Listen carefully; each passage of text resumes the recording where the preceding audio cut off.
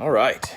Um, so, welcome everyone to Around the Middle School in 180 Days. Thank you for joining us. My name is Silvio Cole, and I will be taking you on this journey through the middle school setting for 180 days. I was asked by my principal, Dr. Indeglio, to do this, and we are embarking on a journey for this year to just give everyone a general idea of what it's like in the middle school setting, just general teaching practices as well. So I just wanted to, before we started this journey, I just wanted to make sure that you guys had a good introduction to myself. And so here it is. And I figured one of my ways I can introduce myself is to introduce my two awesome children. That would be my oldest. What is your name? Gavin. Gavin. And how old are you?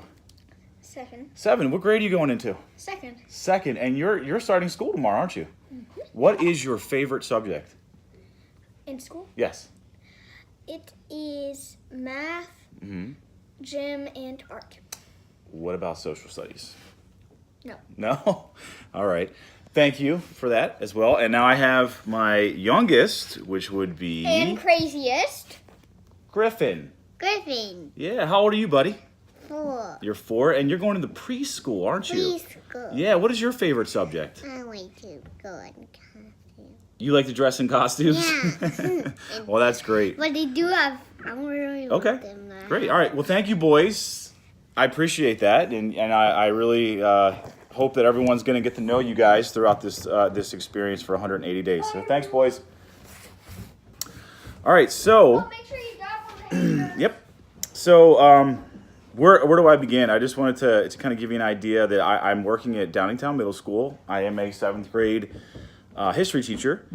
I am in love with this subject area. I enjoy it so much. I feel very fortunate and blessed to be able to work in the Downingtown Middle School setting, Downingtown Area School District. I also feel blessed that I'm able to teach the subject that I love so much.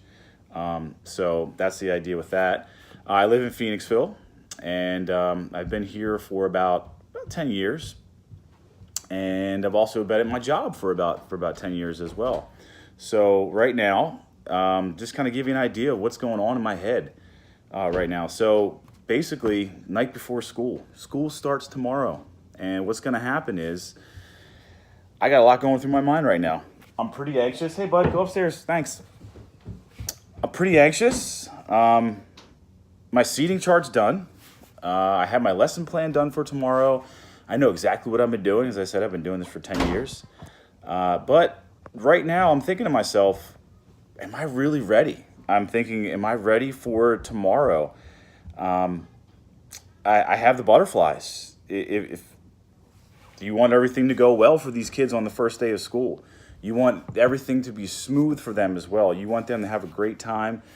But I also want to set the expectations for them too. So it's not just, hey, welcome, we're going to have a lot of fun, and you're going to learn a lot, but it's also what we're going to be doing and the expectations that are going to come about with tomorrow as well. So it's kind of like a double-edged sword where you try to figure out, how can I be very welcoming to these students, but also try to figure out that, I am the one in charge of this classroom, and that's the way it's going to be. We're going to work together, though. That's the main point. But I want them to be successful. That is my main goal for them to understand for tomorrow, is that I'm here for them, and I'm definitely going to help them in any single way that I could to make them very successful for the school year. Also, I'm a little nervous because I've had off for the past 2 months. I've been able to go to bed whenever I want. I've been able to sleep in till, well, not as much because of my 2 boys you just saw. I know it's something that's very difficult for myself to go back. I know a lot of teachers experience this. I also know that it's also something that the students experience as well. They don't understand a lot of the times that we have just as much of a hard time going back as they do. Our summer's done after this. Like I said, and I'm not able to do the things that I've been wanting to do. But I also am very excited because I get to do the things that I love as well. I have a new group of students coming in, new personalities, new characters that are going to come in. They're going to bring in all these great fresh ideas, but also they're going to come with problems that are going to challenge me throughout this school year as well. So I'm very excited for that too, for that to happen. I'm also anxious for my two boys, as you just saw. My second grader, I'm thinking to myself, is he going to make friends? And my preschooler, is he going to like his teacher? Because this is going to be hard for him too. So it's like I have dad mode and I have teacher mode that is going to kick in tonight. So I'm trying to make sure I deal with that, and I'm ready to go, and I'm ready to be set for tomorrow.